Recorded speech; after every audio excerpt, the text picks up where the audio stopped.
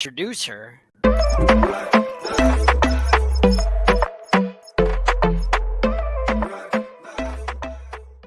Tuesday night, Sideline Sports. As you know, we got Jake Malik, John Shear, and Dave DeRocher here.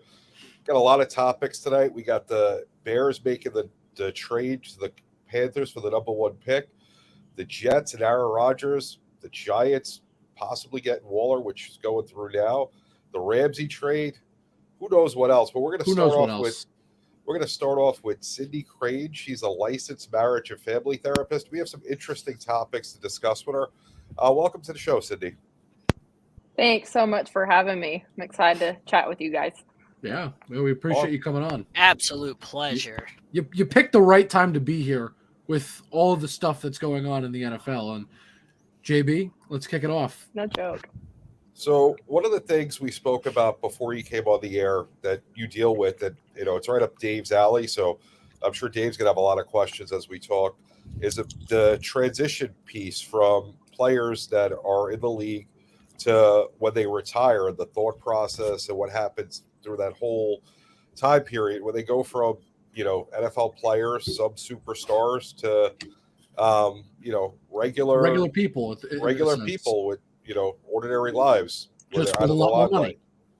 So tell us what you do and how you would help someone, or the process that someone would go through in that situation. Yeah, I feel like I have to share a little bit of my background. I'm a licensed marriage and family therapist, and I've done a lot of work with hospice. So naturally, that brings about grief and loss and all the complexities that come with that.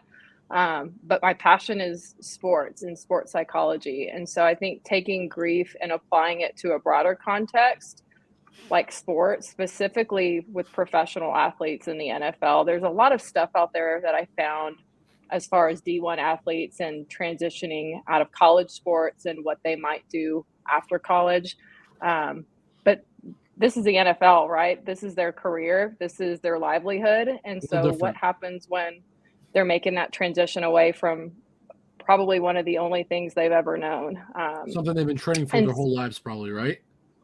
Absolutely. Yeah. And I think there's different pieces to it. You can look at the transition that's voluntary, like, all right, I'm done. I'm ready to retire and be with my family, like what Tom Brady decided to do.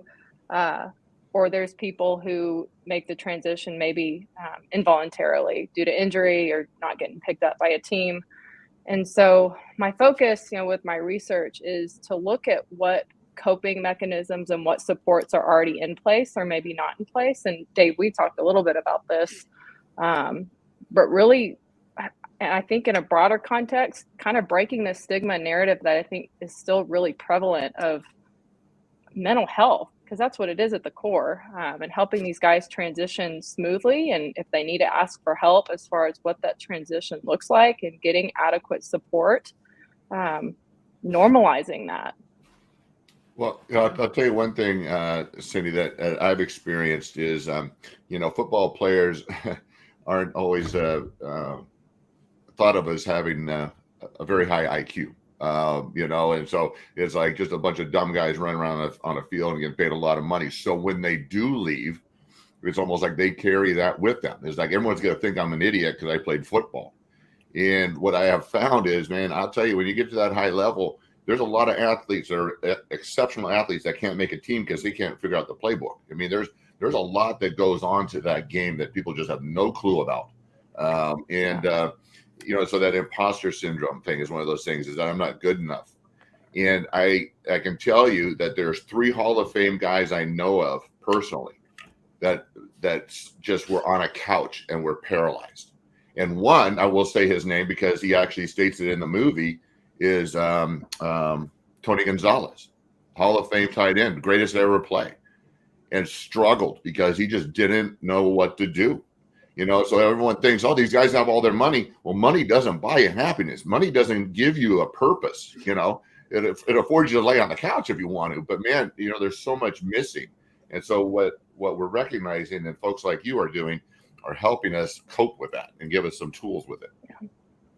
The other piece too, JB, that I really liked, and I think kind of drew me into this conversation, was the way that you interview folks, right? And I think we can play a role in that as fans, as reporters, as journalists, and how we ask our questions to these players and recognizing they're humans outside of the football field, outside of the football arena. They have other identities. So, yeah, JB, I was really moved by the interview that you shared and John, the nature of the question. Before you jump in, I gotta ask Dave one question. Dave, we didn't ask you yet. What kind of tacos you got today, man? We don't know. This has to be addressed. That's all. Just lighthearted. Gotta know. I'm just swallowing a lengua taco. Right? He had food in his mouth, and you just had to ask him, Jake. I'm like the pesky waiter. I come up at the worst time. Lengua is drooling. It's delicious. Side story, my theory is every single time you're eating at a restaurant, the waiter or waitress will only ask you if you need something when your mouth when you have is food full in your of mouth. Food. John, that's my theory. That is a long-held theory I agree with. And 100%. it goes through every single time. And Dave, real guys, quick. When you're talking to an offensive lineman, the odds are you're going to be asking me something with food in my mouth. So, and Dave, I will say this. Good for you that you'll eat that because you said that's cow tongue. I hold a rule in my house. I will not taste or eat things that can taste me back. So good on you. I'm glad you're enjoying that. Yep. Good for you. I could never. I've tried it once, and I think it is one of the most disgusting things ever. On that note, Sydney, I wanted to ask you real quick. You know, I want to talk about Tom Brady, Aaron Rodgers, and I want to know from your opinion. A, what has Tom Brady gone through already, or continuing to go through rather? But more importantly, Aaron Rodgers, who's trying to figure out his future. He's gone this darkness retreat, done this whatever, right? And I'll make my complaints about him later. His wish list wasn't fulfilled. Yeah, I would love to get your opinion on just like everything that's going on with those two players. Yeah, I feel. I'll say that I feel for Tom Brady. This being his only losing record in his over 2 decades of playing as a starter. This his only losing when he was record. Starting, I think correct. Going out like that, I think is tough. And so, there's rumors, is he going to come back maybe to get some kind of redemption or for whatever reason? I don't know. But he went through a lot off the field. I think that definitely translated to what happened on the field.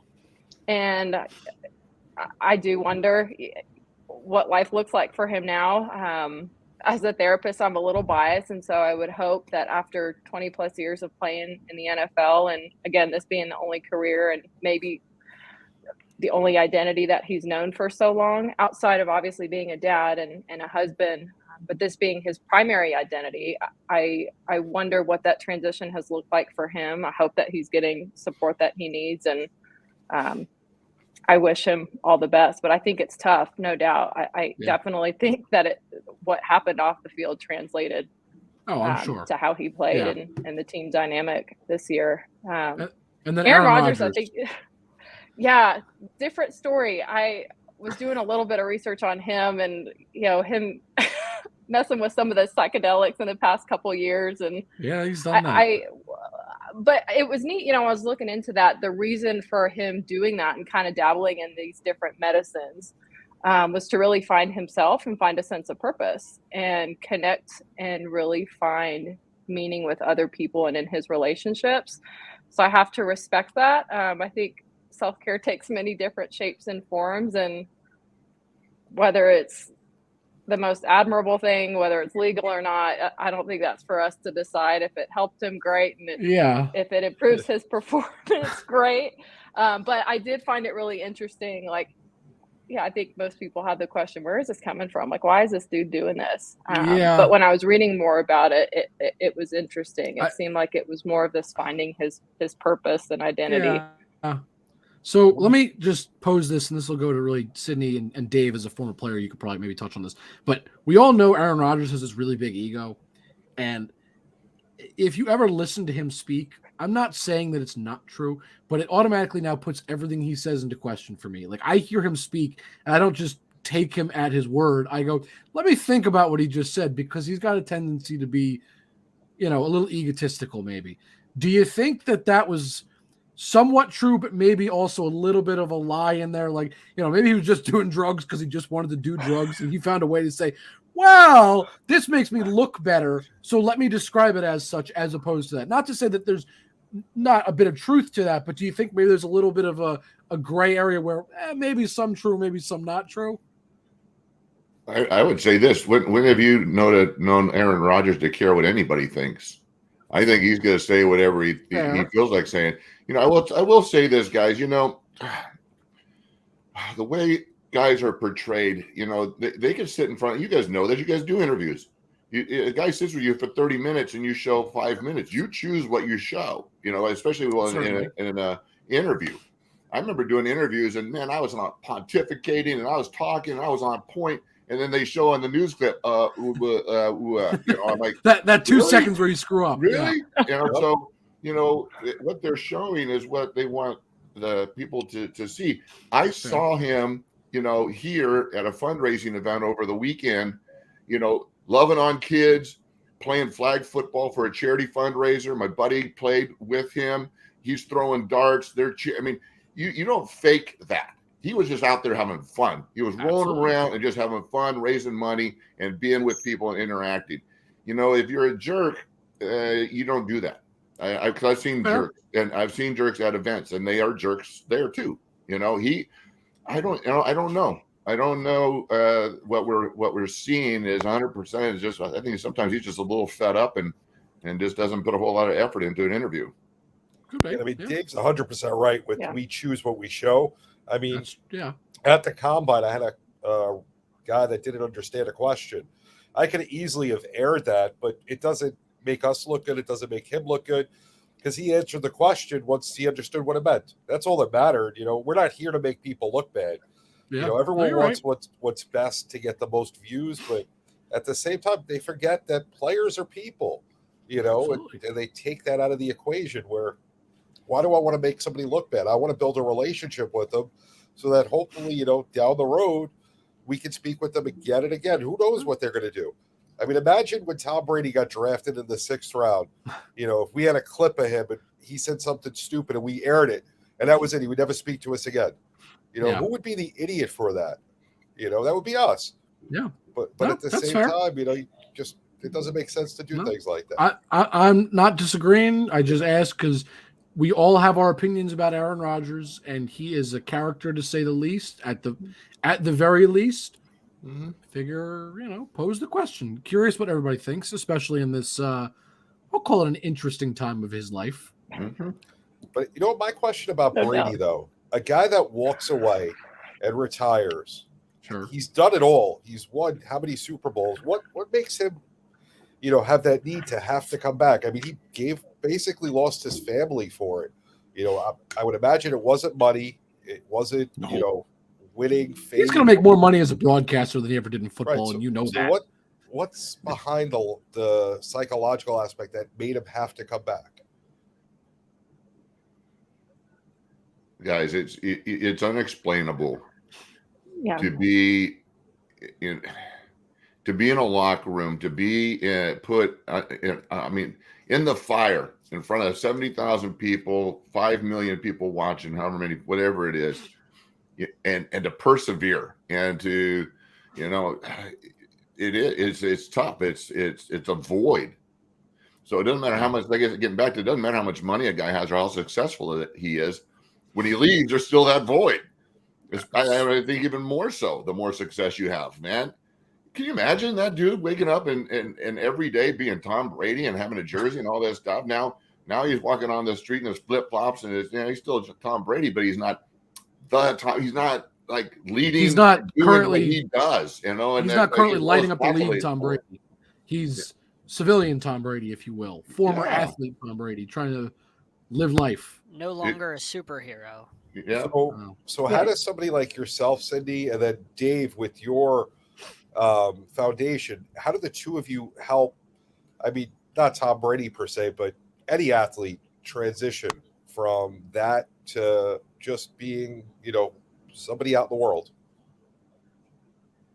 I think acknowledging the grief first and foremost. And I think a lot of times, people think of grief and loss and they associate it with somebody dying. But you can apply it to a whole bunch of things: divorce, leaving a career, leaving a profession, whatever. And so I think, if I was sitting across from Tom and working with him and helping him transition a life after the sport, I really want to know like what his passion is and what his goals are now, which would probably be a different answer than if I were to ask him, last year, 2 years ago, 10 years ago. It's not football oriented anymore. And I would imagine that a lot of this identity for him moving forward is tied to family, and maybe solidifying some of the relationships that are in his circle, being intentional with the people around him. So really just rebuilding this identity around what he wants for himself moving forward. And I think being a broadcaster or, whatever he decides to do next, I guess he won't start until next season, is great. And maybe a way to kind of keep part of that identity close to him. That's what I was thinking, that's a way to bridge the gap a little bit and still be involved, but not on the field necessarily. So maybe it'll work for him. But not totally stepping away from it. I think Sydney made a great point, and it's reevaluating yourself and giving you an entirely different set of goals, rather than the de facto. Everyone already knows he can be an announcer. He's been pegged into as being an announcer. Well, what if he doesn't want to be an announcer? Well, he already signed a contract, so he doesn't have a choice. But I know what you mean. It doesn't mean that's what he wants to do. You know how many guys I talk to that are doing stuff that they don't want to do, that they hate because they don't know. They become a financial planner, they become a coach, they become, it's just those de facto things that we just do, rather than sit, like Cindy was suggesting, self-assess and set a whole new set of goals, because everything we've done has been goal-oriented. And we have attained it. Well, you know what? What do you want to do? Not given to you. Yeah, here's $50 million. Come show up on Fox. Talk about the game. Have some popcorn. No. Set a goal. What do you want to do and be the best at again? And then you have purpose. To her point, that's what we need, and that's what a lot of guys miss. And so actually, like when we were at Radio Row, JB and I met a lot of athletes, former athletes that are interested in doing what we're doing right now, but they actually don't know how to get into it, get started. Even though they have all the money in the world, they don't know how to get started. They don't know where to get started. We met a lot of we met you, Dave. Like there's a lot of former athletes that surprisingly want to do what we're doing right now. They just don't know how to. And that's why Sideline Sports exists. If you want to be a former athlete, join Sideline Sports, go right ahead. Good plug, John. Shameless plug. That was good. I respected that. I was really hoping that's where you were going to go with that. And if you didn't, I was going to do it. I was like, John, I was like, if you don't shameless plug right now, I'm going to have to do it for you. But good call on that. I agree. That's, but it's the truth. Like, JB and I spoke with a lot of athletes that just say like, hey, I want to talk about what I know about the game. I want people to hear what I have to say, but I don't know how to get started. And it's like, you have all this money and you could go to any of these outlets, but it's just crazy that they really don't have any idea. And then they just need it's not their world, John. It's not their world. I get it. That's why it's so impressive what Dave does, and when I got the chance to interview you on Radio Row, and I actually found out more about your foundation. And I mean, you don't just do it with players, you do it with, people that have been incarcerated, veterans, you've got over that. What doesn't, to me, that's important because we all go through that. We all have transitions from one thing in our life to the other. It's not just an athlete. And, who knows what they want to do next? Not everyone knows this is what I want to do. This is what I want out of life. It's hard. It's hard. It can be overwhelming. It's all that you guys know to an extent, Dave, I'm sure you can agree. It's all you know to an extent for most of your life, especially. That's anybody in any career. But anybody in any job, right? But what I guess my point is, like, you don't, John, for example, you don't grow up expecting to be a doctor when you're like 2 years old. But when you're, you plan to be in football, your parents are handing you that football. Let's go at that. You know what I mean? And so that's what I mean. Like they literally train every day of their life.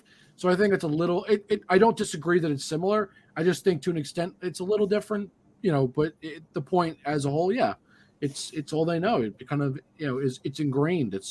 I guess it depends on how much emotional investment you have into it as fair well. too. I mean, if you really love what you're doing and then you stop doing it, and again, like I worked in social work, like it just didn't pay enough for me, unfortunately, to raise a family. But I loved helping like adults that have autism. Yeah. I loved it. Like that meant the world to me. But see, there you go. Point proof. That's awesome. Mom Dave, sent that to me. how old were you? Start in him that young. picture? 4, 5? No, I had to be at least second grade at that house, so Okay. it probably was right about second grade. All right, but That's I still, thought that was kindergarten. point nonetheless proven. You are a young kid, and there you go. You're in the trenches already. It's just Dave, a I'm curious. Did you experience like I think of like grief and all the different emotions that go with it, like the sadness, the shame, the questioning, the anger. So some of there's these dogs bargaining going nuts. sometimes. I don't have a dog. I unfortunately have cats, but I don't have a dog. I'm going to That's guess my dog. Sydney. Oh, Sorry about it. all right. So I heard. I'm not sure I didn't hear the whole question. Yeah, I was curious your experience, if you're comfortable sharing it, kind of putting you on the spot, but like I think of the emotions that are associated with grief when you're losing something, the sadness, the bargaining, anger. Do you feel like maybe in hindsight, any of those came up for you when you were leaving indeed. the sport? Indeed, my second season, I'm starting the entire preseason, and I get just a quirky injury, and it was one that could repeat. And the next thing I know, I'm selling cars, and I went from being told I'm going to be there forever to selling cars, and yeah, that was painful to watch guys I knew I was better than, and then the opportunity came up for me to play in Montreal. I played 2 seasons. I had an opportunity to go to camp. But at that time, we weren't making a whole lot of money. I mean, when I say not a whole lot of money, it was 1991, and it was like 250,000. League minimum was 60, so there were a few less zeros. And so I had a job offer to make what I could make playing football, and I walked away on my terms. But it was still difficult to just go, gee, could I have? Would I have? And but I tell you, today, oh my gosh, I thank God that I didn't keep doing it, because I talked to my brothers my age that did do the 7, 8, 9 years, and I feel for them. I feel for them, and this game is not an easy game, and it's not good on our brains nor our body. Yeah. Well, Cindy, I want to thank you for taking the time. Cindy Crane, licensed marriage and family therapist. If you could tell everybody where they can find you and about the other project that you had. Yeah, so I'm on Twitter, really active on Twitter. You know that, JB. Sydney Aaron 92. I'm on Facebook, Sydney Crane. Little plug with my book from my hospice work. It's a resource. It's called I'm on Hospice, to help kiddos, families understand what a terminal illness is, and how to navigate the hospice experience, and what different team members' roles look like with hospice. So I really appreciate y'all letting me join y'all's It takes circle. a strong person to be able to write and talk about that. It takes a very strong person, so I respect that. We definitely appreciate you taking the time. I think you and Dave, brought a lot to the table with this conversation, so we can experience and learn a lot about it. So thank you so much for your time, and look forward to speaking with you again. Yeah, I'll be in touch with you, Sydney, for sure. Thanks, guys. I appreciate it. Appreciate it. Thank you. All right, gentlemen. So we're going to go right into our next guest. He's not here right now. Oh, okay. He was here. He's not. I don't know where he went. Yeah, I know. Oh, here he is. Never mind. There he is. Okay, Raphael. There you go. We're going to go right into Raphael. We're going to bring him in a few minutes early. That's all right. Raphael, welcome to the show. How you been?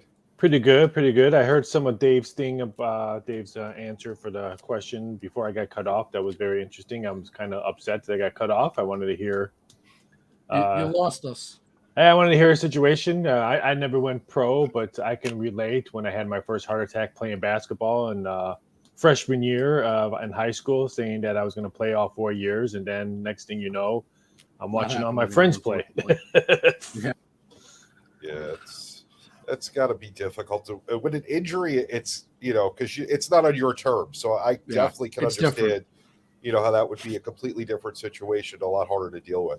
But I benefited from that, because I would have never in a million years got into the numbers side of sports and statistics and odds and betting and stuff like that, because I would have never been introduced to that. Because I kind of benefited from that. Everything happens for a reason. Even though 8 heart surgeries later, that's something you don't want to benefit from. Hey, you're still here, aren't you? You're still here. kick. Most of those are because I'm a Cubs fan. Most of those heart surgeries are because I'm a Cubs fan. Confidential tomorrow night. I need to jump in on a Wednesday. So Wednesday sometimes can be very hectic. I speak for them. They'd love to have you. I know that. Every Wednesday at 10, you're always welcome. Making the playoffs this year, baby. I think so. I have an outside shot at it. We'll talk more about that as we get to the season. But we got the NCAA tournament coming up, and I know you're a numbers guy, and so what are we looking for this week for to make some money? Always look for that 12-5 seed, a 12 seed to upset. It happens every year. I think we're gonna have maybe a 2 seed go down. I would not be shocked if we see a 2 seed go down. And I'm gonna give you one. Take Princeton. Take the plus points against Arizona. Arizona has a hard time with Pac-12 offenses. What are they gonna do if the pick and roll being shoved in their face game after play after play after play? That's a hard offense to guard on defense. I like Princeton. Would not shock me to upset Arizona. So I would say take the points. If you're looking for a long shot just to maybe keep on advancing, St. Mary's. I mean, they got the best freshman basketball player right now. The reason why we don't hear about him because those guys at ESPN would tell me because he's white. That's why we're not hearing about him. If it was someone else, we would hear something totally different. Stephen A. Smith may be talking a little bit more about him, but I think St. Mary's can pull off some upsets and maybe get into the playoff. I don't think we'll see a number one. The only way we see a number 1 seed go down, and that's why this is the first time, and I look back for past 10 years, the first time we don't have a favorite 4-1 or lower to win a tournament. The 2 favorites are Houston and Kansas, and both 5-1. Everybody else is double digits, either 12, 14, beyond. We don't have that clear favorite. Houston, they're not healthy. They could have made some noise. Kansas, how healthy is Bill Self? He didn't even coach the whole tournament. He was in the hospital. So those guys, Texas beat them by 20. That's why they probably are in the West and not at Kansas City playing in their tournament. So UCLA got banged up. So I would not be shocked if we see somebody 15-1 or higher cutting down the nets. All right. Wow. Interesting.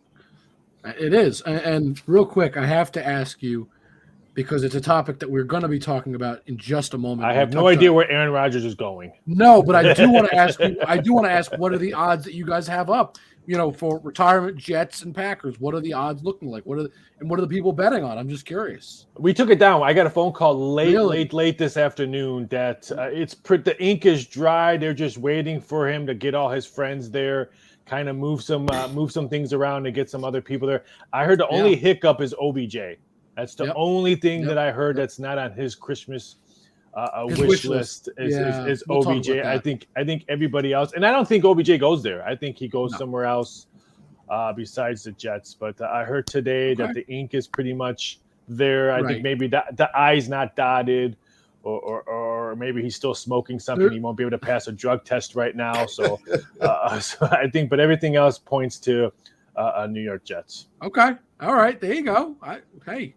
I personally figured that was going to be the case, but I wasn't sure what the lines say. And it's funny that a lot of these NFL reporters, they contact us too, just like we contact them. I have people, I tell them and other people in my industry, we don't mention Shefty's names and all that because that's just not how we want to keep that relationship. Because sometimes we can get information that helps us out, not like them or we other reporters saying, "Oh, Shefty just broke this," or "Wojo just broke this." We always say per sources. I never mention sources of my names. And stuff but you got sources telling you that. I got some really good New York sources. Okay, I don't need to know who. Aaron Rodgers would not be folding a pizza down New York. That's what the sources I heard. Okay, again, I've heard all the stories saying, he's just got to make a decision, and I understand that, but just wasn't curious. I was curious. There is an announcement. There is a show that he's going to be on at 1 p.m. tomorrow. Apparently, it's a big announcement. So maybe he reveals it tomorrow at 1. Now I can't say Pat McAfee's one of my sources because he used to work for me over at my bookie. He used to work for you. Yeah, he used to work for us at my bookie. He used to do a lot of stuff for social media and stuff. Wow. When he left Barstool, he came with us, did a lot of stuff with us, and then look at that, Pat McAfee, friend of the Sideline Sports program. Friend of a friend. Some regard. Friend of a friend. This is before he got that FanDuel money. I don't have that. well, you know I don't what? have that I want FanDuel that. money. I want that FanDuel money. That's fun. So with this whole thing happening, what are the odds, that the media will force Aaron Rodgers to retire before, the end of the preseason?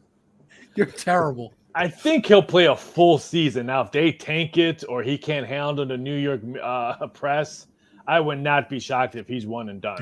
That would not shock me. So you think he'll be all. pulling a Brett Favre possibly? Okay. I don't know if he's going to expose anything like Brett Favre did, but I continue to joke. He's kind of going down the path as we speak.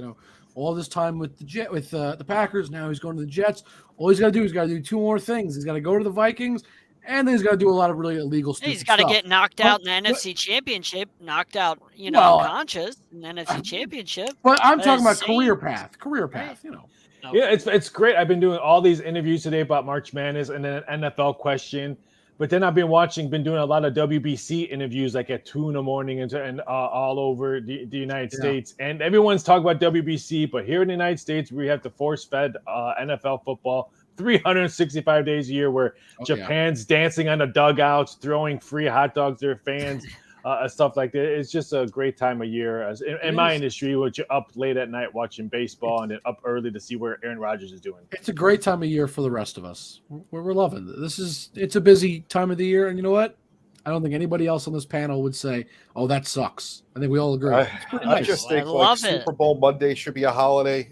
I agree. Tournament Thursday or Friday should be holidays. I think this whole tampering period from Monday, Tuesday, and Wednesday should be a holiday too. Give us these 3 days that we're trying to enjoy the the free agency and the I don't think NFL. Give us 3 days off. I don't think Super Bowl Monday should be a holiday, but I do think Thursday, Friday should be days off of the tournament because they've done studies of how many people are not actually doing nothing at work during March Madness, watching a game on their computer or finishing their brackets or looking at their pools. That they've done studies that no one does any work Thursday and Friday of March Madness. To be fair, Monday they're don't hungover. do any work anyway. Hey, Rafi, what are odds on sending on the Aztecs in the tournament? Last time I checked, I think there were 22-1. I like the Aztecs. I mean, if you're an Aztec, you are an Aztecs fan. This is a rare Aztec team that they have. They normally don't put up the points like they do, almost averaging 74 points a game. They usually ride on defense and defense only. So this is a great Aztecs team. I think the Mountain West can surprise. It would not shock. We all know Nevada was the last team selected in the team of in the 60s. Would not shock me if Nevada and Steve Alford win a game tomorrow and maybe win a game. But I like the Aztecs. They're going to be a hard out because they play offense, not just their defense. Interesting. Yeah. All right. Well, Raphael, I definitely want to thank you for taking a few minutes to come in to give us some great insight on the tournament and the Aaron Rodgers situation. Look forward to seeing you next week. Real quickly, where can people find you? You can find me on Twitter at VSI.sports and also my new Twitter and new website, You Can Bet That. You can also find me on Instagram, Rafael Esparza. You can find my crazy odds over at MyBookie and BetUS. You can also find me all over the place. Just Google search me. You can find me all over. And thanks for having me on. I love doing the show. I actually had to pause. Shazam. I'm watching a new Shazam movie because I'm grading prop bets right now. So I had to pause it. And so it was good. It's so far. It's a good little break. Yeah, the first one was good, so I hope the second one's good. A lot of surprise actors in this one. Don't say anything. I'm gonna watch. Keep your lips sealed. Say anything. I won't say I'm anything. sure Hollywood understands we are more important than Shazam. That's correct. Exactly. I mean, if this was Oscar Monday or Oscar Sunday, I probably wouldn't be able to do or anything. Maybe the Razzie Saturday. Razzie Saturday, I'll be able to jump on. Well, thank you again, Raphael. We appreciate it. We'll see you next week, man. Go Aztecs. Go Mountain West. Let's see a West Coast team cut the Nets down. I like that. Go Aztecs. Take it easy, guys. Have a great night. All right, JB, where do we want to go? Which topic do we want to hit on first? So we got a lot. Let's start with the biggest trade of the week, I think. I think you got to go with anytime a number one trick is number one pick's traded, that's big news. That's fun. Can we just call it what it was? A fleece? Fleecing? Can we just call it that? Because I got to be honest with you, there were 3 trades that happened this last couple of days, and all 3 were fleece jobs. And this is the first of the 3. This was the first domino to fall. This was terrible. And we'll talk about yours in a minute. Can any of you explain to me like what the Bears were thinking or rather, excuse me, what the Panthers were thinking, because the the Bears were thinking, wow, we're going to be good. The Bears are like, yes. But what were the Panthers thinking? Because you get rid of your best player. Who is their new quarterback intended to throw to? Like, what is the plan? I think they're throwing to John. Oh, that's a great combination. Because smoke those cornerbacks. I don't know who they're actually going to go to. I was very confused when I saw this. I knew Chicago was going to trade the pick because it didn't. Yeah, it didn't make sense for them to use it because they like Fields, and I can't blame them. I think Fields is going to be a really good quarterback. And this is the year to prove if he's good or not. He's going to. They could have gotten everything they gotten without DJ Moore. I feel like the Bears are just like, you know what? We want DJ Moore too, and the Panthers are like, all right. I feel like the Panthers were like, you know what? Do you want DJ Moore too to really sweeten this deal? And they were like, yeah, we do. That sounds great. And they were like, like okay, when done you deal. And Jacob would trade in fantasy football. That's what. That's exactly what it was. I would just get whatever I wanted. Yeah. I don't know. I mean, it reminded me like a draft day. When Kevin Costner's like, what else do we need? Throw that in. Just throw it in there. That's what it is. It was ridiculous. Look, again, the Bears to me have won the offseason so far.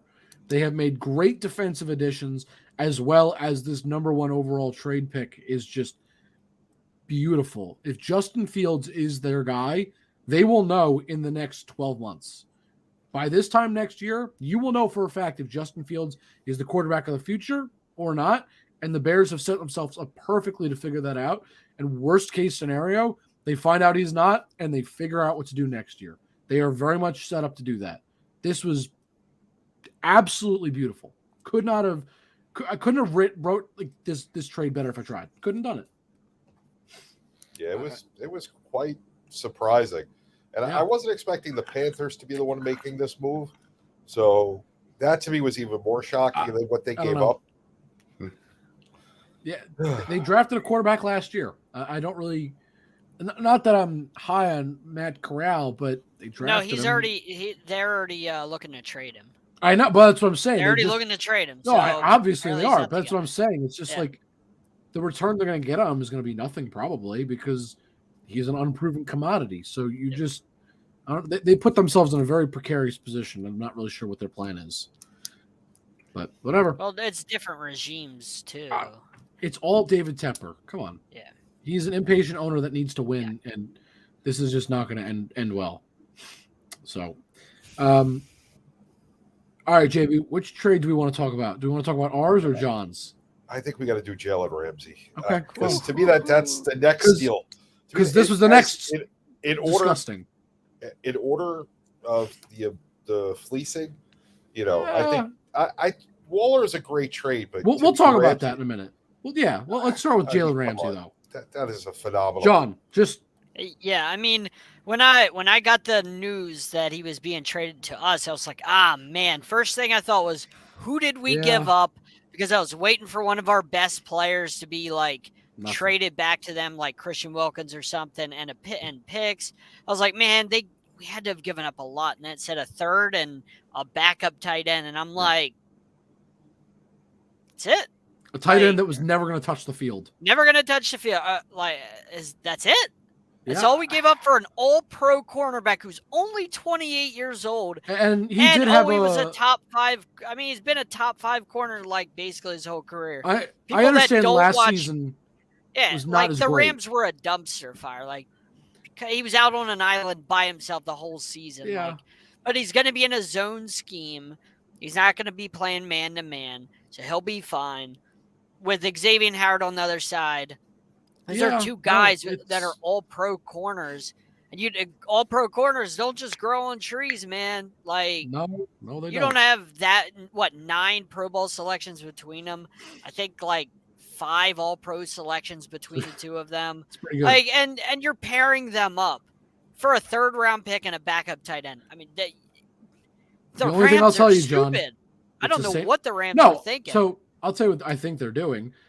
They're loading up on offense because they're dumping salaries. What they're doing. Tearing it down, letting it burn. And you got to get rid of AD.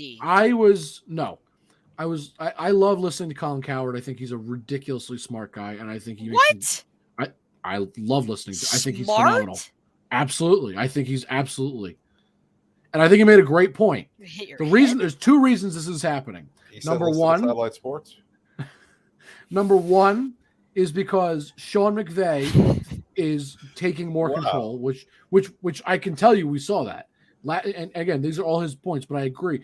Last year, he threatened to retire. They paid him a lot of money to keep him around. This year, he threatened to retire again. He was like, "Oh, I don't know if he's going to retire."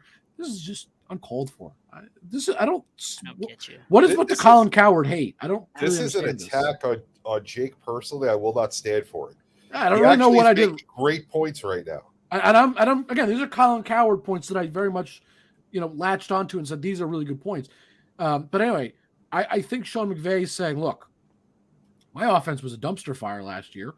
This needs to improve. And so he's realizing, and this is the second point that Cowherd made, and I completely agreed, was look at the last teams to win the Super Bowl and look at their defenses.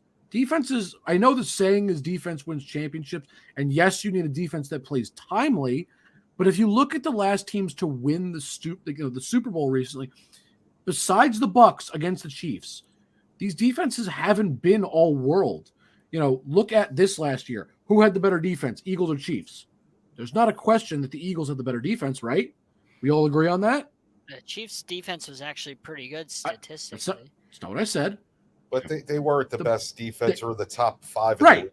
Exactly. The Chiefs were not like this all-pro defense. And what happened? They still managed to win. Okay, we go back another year. Again, was the defense elite by the Bengals or the Rams? No, they were. No. The Rams had a solid core, and the Bengals got hot, but they weren't this phenomenal unit. You go back 5 years, the only defense in the past 5 years, just to keep it short, were the Bucs when they beat Patrick Mahomes. That's it. A lot of defenses haven't been that good. So I think, the point of all this is that Sean McVay realizes I don't need all-world talent everywhere. I need key guys that I can trust to make plays, but I don't need to spend $20+ million on one player it's not going to be the end-all be-all. Jalen Ramsey is not going to be the end-all be-all for the Rams. But if you get a guy to pair with Cooper Kupp, I think that is an end-all be-all kind of thing. Well, the way they had their team structured, it was unsustainable. Who's throwing them the ball, Jake? They're trying to trade Matt Stafford. It was unsustainable to keep the team the way that they had it. They had a restart, and that was a big part of the move. Ramsey was making too much. It's a retooling move. You have to do it. And there's going to be more pieces that trade places out of the Rams before it's all said and done. But they're not done. Let's move from the Rams to the trade that I'm excited about. I love Giants getting Waller. Yeah. I don't know. I've been a Giant fan forever, and the last decade has been miserable. We had 2 good years over the last decade. Yep. And last year, we'll see if it was a true thing or it was a fluke like happened before. Right. But they're making moves that show that they want to win and that they're thinking about what they need to do. I mean, I'm not thrilled with the Daniel Jones contract, but they're bringing in a top tier tight end. Yeah, if he's healthy, which is my only concern. Yeah, but. Do any of you know what pick was traded to get Darren Waller? Does anybody know? Third rounder. And do you know what number pick that was by chance? I do not. It was pick number 100. And does anybody know what other trade that was involved in? The Kadarius Toney trade. Yes. Yeah. So basically what the Giants just did, even though everybody laughed at them for trading Kadarius Toney, they've now traded Kadarius Toney, who didn't want to be in New York to begin with, and basically just flipped it for a 6th-round pick and Darren Waller. Sounds pretty good to me. Yeah. I think the Giants and Joe Shane, good job. Yeah. Good work, boys. I'll do that all day if you could do that. I mean, hands down. I did the same thing when you guys told me he was traded. I was like, all right, what did the Giants give up? Because it had to have been a lot. Yeah. And it was only a 3rd-round pick, and I'm like, again, it was the pick that we got for getting rid of Toney, who didn't want to be here anyway. That's one of the best tight ends in football. It's an all-pro tight end. As long as he's healthy. That's really what it comes down to, is if he is healthy. Yeah. You know, no, I agree. Some of these But trades, I don't understand what these GMs are thinking. The only thing is, I like that San Diego State kid that's at the Giants as a tight end. which one? Is that Bellinger? Is that Bellinger? Bellinger. Or yeah, okay. Yeah, and it's funny we traded for Waller. I know everybody's like, "Oh, you need a tight end." I'm like, "Well, we can run 2 tight ends because I kind of like Bellinger. I admittedly watched him all year on. he was Pretty really good. And him and Daniel Jones have got a connection going. Yeah. Well, he was good, and you could run 2 tight ends and then run Barkley. Yeah. So it's not a horrible thing, you know. You got two dinks. I mean, RPO. I'm be kidding. Yeah.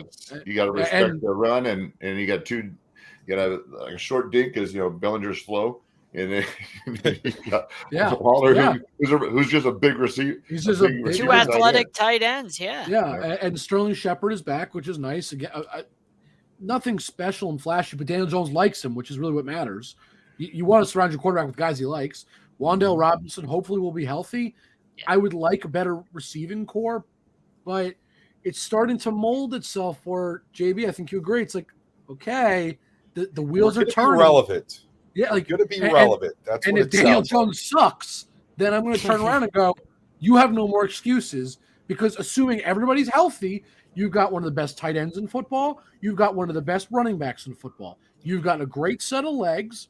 You have receivers that you trust and you're good with. You said he has a great set of legs? Yes, he can run. I would have. Okay. I thought you meant like you thought he has nice legs. I would have rather have written a $250 million offer sheet to Lamar Jackson. I don't disagree. And done everything we've done, and I think we're winning the division. I don't disagree. But we're here now, so whatever. But it's not the worst thing. And this is the last thing that I want to touch on in this. And it's funny that a tweet just came up. I was thinking about it, but somebody just tweeted it again. If Darren Waller continues to be as great as he is, he will be the greatest tight end in Giants history, numbers-wise, because the tweet that just came up, which is what I was thinking about, like I said, Waller has 2 seasons with at least 1,000 receiving yards in his career. Every other Giants tight end in franchise history has combined for such seasons with the team. Mark Bavaro in 96 and 86. That's it. We're not a very good tight end team, so it'll be nice to have like an elite level talent at tight end. Shockey was pretty good. I was gonna say, not that Shockey or Bavaro were not great tight ends, but it'll be nice. This is ironic. They didn't have the longevity. No, and so if he stays healthy, he could become the greatest Giants tight end by virtue of just having a couple of seasons. Really, that's it. Not much. And now that we're talking about this, and then I want to move on to our last topic. The really great thing, I love that Waller, he's under control for the next couple seasons as well, which makes us even better for the Giants. If he's healthy and he's playing well, it's not like we need to re-sign him next year or the year after. I think he's under contract for another 3 or 4 years. This is a really smart move for building that future out. So I, again, really, really love that kind of stuff right there. No, I have nothing but positive to say so far. That was a phenomenal move. Now we draft. All right. Last topic we got to hit. I don't know where to start, and I'm trying to keep it brief. I'm sick of Aaron Rodgers. I want him to retire or shut his mouth because, look. Neither's going to happen. Neither's going to happen.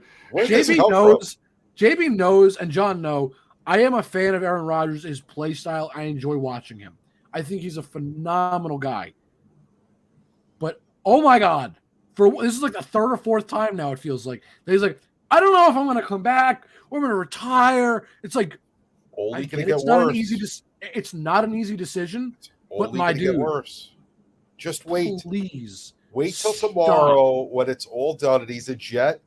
You are going to see nothing but Aaron Rodgers till January. Thankfully, it's 2023, and there's no more newspapers like there was, because every page on the newspaper would be Aaron Rodgers woke up this morning. Aaron Rodgers had eggs for breakfast. Aaron Rodgers took a piss at 6 a.m. and 35 seconds. Hey, Jake, here's the good news. After 1 year with the Jets, you'll get what you want. I hope so. Yeah, I quit. I can't. I hope so. And the thing that came out today that I think probably bothers me the most, I get he's got to make a decision, and I don't like that it's dragging, but whatever. I don't like that he has basically told the Jets, I haven't signed with you, or been traded to. I'm not really sure what I want to do with my future, but I want you to go after these key list of free agents, and then maybe I'll come. They're just building the Packers offense all over again and adding OBJ. They're putting Mercedes Lewis. They're putting Alan Lazard, Randall Cobb. I mean, Aaron, you have a better team in Green Bay. Just ask Green Bay to do that and shut your mouth. They did do that last year. They did do that. They went and got Randall Cobb. They have Mercedes. I know that. The only thing they don't have is OBJ. They did that last year when he asked for the demand. That's what I'm saying. What is the point of going to the Jets and saying, I need to get all these guys right now? Well, what's the point? Just ask Green Bay to do it. They've been bending over backwards for you for almost 20 years. Realized this is what Aaron Rodgers does to teams. I know. He's done this to Green Bay the last 2 years. I know. It's terrible. You know, and that's part of the problem why they couldn't really win. You know, he had no chemistry with his offense. Mm-hmm. You know, I'm sure Dave, out of all of us, can explain how important it is to have your leaders there with you, you know, to practice. Right. Yeah. Well, and just in the continuity and the, you know, the scuttlebutt, whatever it is, and then guys get a little irked, you know. So my second season, we had 3 of the starting offensive linemen hold out. You know how many reps I had to take? No, pissed off I was. I was a walking bandage, man.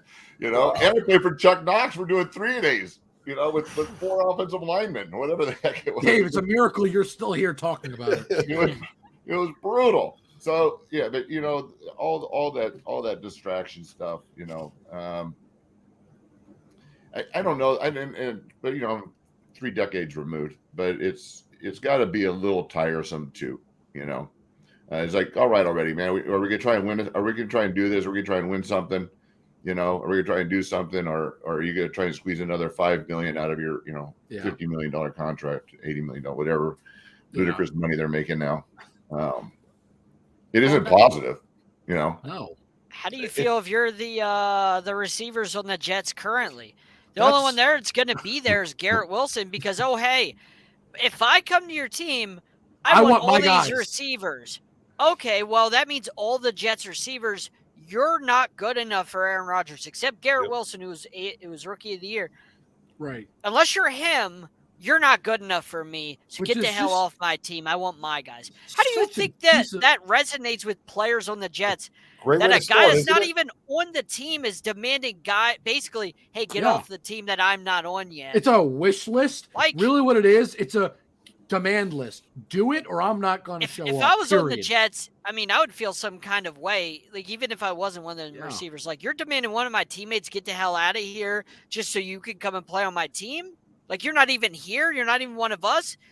Like, I would feel some kind of way if I'm a Jet player right now. Just wait. Monday Night Football, New England or Miami beats the Jets in a game where Aaron Rodgers throws one of his rare interceptions because he doesn't throw a lot, but he happens to throw it.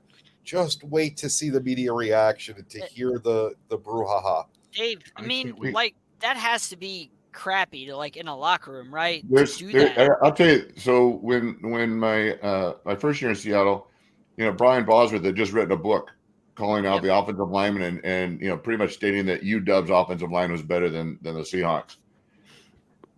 And I was sitting at a table with Brian when he's trying to make amends with these guys.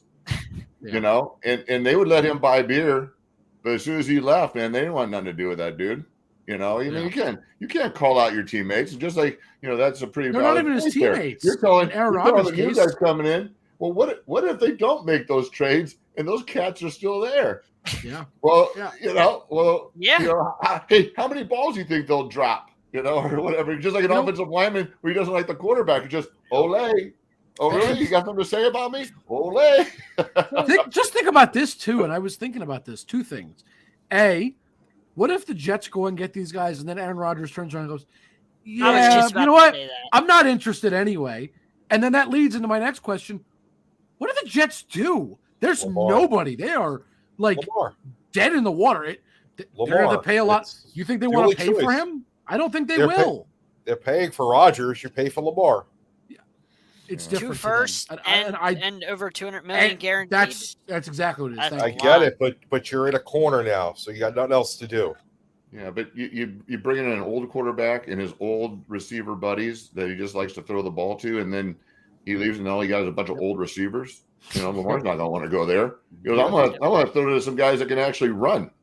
Yep. I think we need to change Aaron Rodgers' name to Brett Favre 2.0 and just call it a day. That's it. Just 2.0. We just call him 2.0. Just 2.0. Beautiful. 2.0. Thank you. And unfortunately, that's what this is. It's the same sad story. And the Jets didn't work out last time. So you know who wins the most out of this? Everybody Packers else. Fans.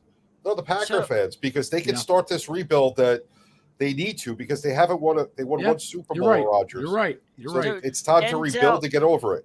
Denzel said that Denver signed Nathaniel Hackett to Laura A-Rod last year. Yep. Guess what the Jets did? Guess who's their offensive coordinator? Nathaniel Hackett. Absolutely. They signed him in January to lure Aaron Rodgers, just like they signed Aaron Lazard. Story.